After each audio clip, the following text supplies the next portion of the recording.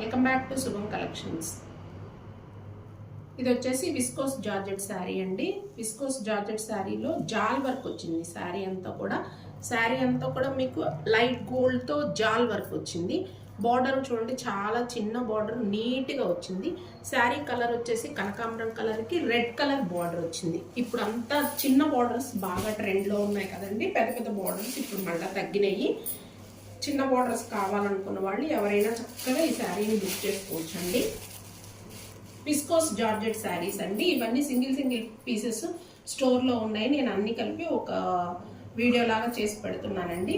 మీకు ఇది వచ్చేసి కనకాంబరం కలర్కి రెడ్ కలర్ బోర్డర్. అండ్ ఇది వచ్చేసి పళ్ళు